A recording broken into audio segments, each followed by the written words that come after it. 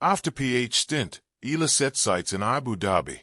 Alex Eala hopes to regain her winning ways when she competes in the WTA 500 Abu Dhabi Open on February 1st to 7th at TH International Tennis Center in United Arab Emirates.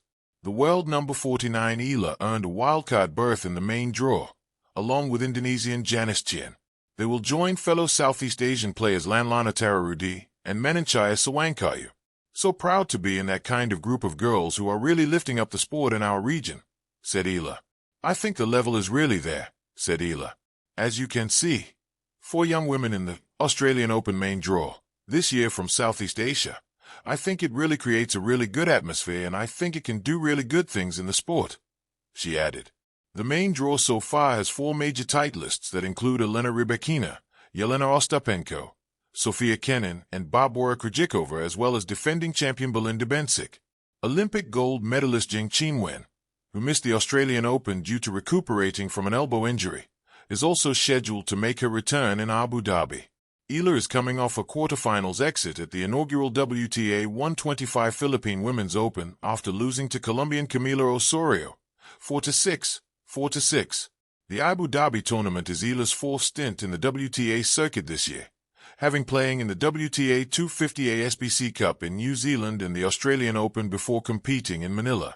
Meanwhile, Eala advised the public to be more aware and mindful of consuming information in this digital age.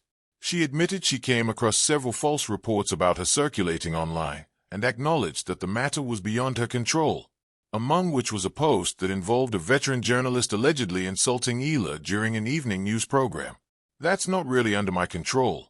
I don't have power over what other people post, said Eala.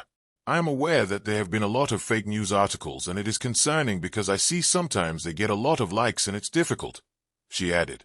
In order to lessen the dissemination of baseless claims online, the current WTA number 49 urged the public to think critically about what they watch, hear, or see online.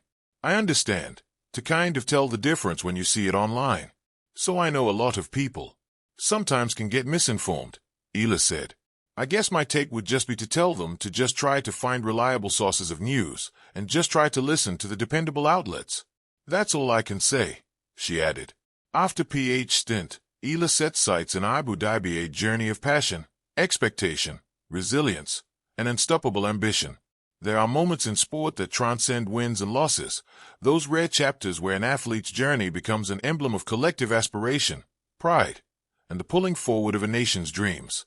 Alexandra Alex Eala's recent journey from the Philippines Women's Open to the Abu Dhabi Open is one such remarkable narrative, not just rooted in tennis, but in heart, evolution, and the relentless pursuit of excellence. 1. Home soil, a historical stage. January 2026 marked a historical heartbeat for Philippine tennis. For the first time, the country hosted a WTA professional tournament, the Philippine Women's Open, a WTA 125 event that represented years of growth, effort, and persistent belief that Filipino tennis could flourish on the world stage. For the hometown crowd, Alex Eala wasn't merely competing, she was part of history. From the first serve to her quarterfinal encounter, it felt as though every point was part of a larger story, a story of a nation watching, cheering, and breathing with its young heroine. Eala, a 20-year-old who had already carved her name as the highest-ranked Filipino ever inside the WTA Top 50, came into the tournament with high expectations, not just from others but from within herself. Each of her matches in Manila became a magnet for those eager to witness her talent, and to feel that connection that only sport can produce. Thousands flocked to the Rizal Memorial Tennis Center not merely to watch tennis, but to celebrate a piece of Filipino identity rising under the sun. 2. A quarterfinal clash and what it showed. Eala's run ended in the quarterfinals with a 6-4, 6-4 loss to Colombia's Camila Osorio, but the scoreboard hardly tells the full story. The loss was a technical defeat, a match lost point by point, but the deeper outcome reflected something broader, a young athlete balancing the weight of expectation and personal growth. In that charged atmosphere, with cheers ringing from every corner, Eala showcased grit, skill, and fierce determination. Even in defeat, she played with heart, earning praise from her opponent and respect from fans. From those matches, she earned valuable ranking points and prize money, a testament to her continual climb in the sport. Though she didn't lift the trophy, she lifted something perhaps more enduring: belief, visibility, and momentum. 3. The emotional terrain of home tennis. To have a tournament on home soil is rare. To be the home favorite in a historic first-ever WTA event, even rarer. That rarity carried its emotional weight. Tennis, at its heart, is an intensely internal sport. Hours of training, solitude of preparation, and the psychological shift between focus and fear. These are universal parts of the game. But compounding those inherent pressures was the added surge of representing a nation that had converged around her. Every point was a story. Every serve was an invitation to a collective dream. For many youth tennis players in the Philippines, the sight of a hometown WTA event was nothing short of inspirational. A "this is possible" moment, and Eala was at the center of that vision. Despite the loss, what remained to be celebrated was the milestone itself. That Philippine tennis could host such a tournament, that local players could share courts with world-class professionals, and that among them stood one of their own, ready to take the next step. 4. Dawn of a new focus. Abu Dhabi. Just less than 24 hours after her exit from the Philippines Women's Open, Alex Eala boarded a flight, not back home, but on to Abu Dhabi in the United Arab Emirates. There, she would compete in the WTA 500 Abu Dhabi Open, one of the most prestigious events on the women's tour calendar.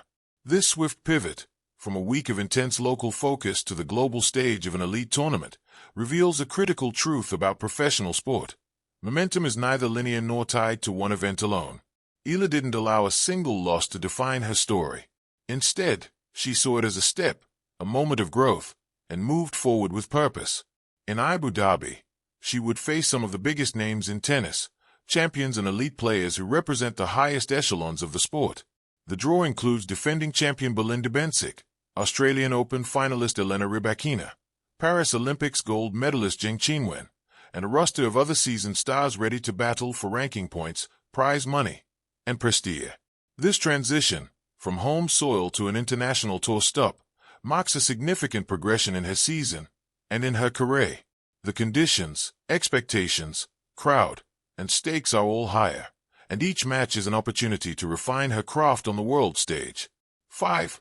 Wildcards, rankings, and rising ambition.